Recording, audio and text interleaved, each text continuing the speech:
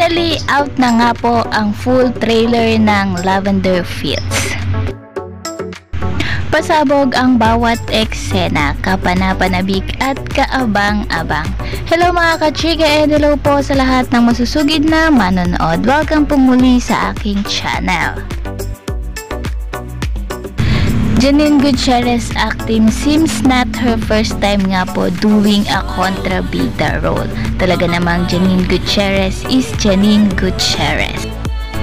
Mapapanood na nga po natin ang Lavender Fields ngayong September. Kaya naman po sabay-sabay po nating tutukan at abangan ito.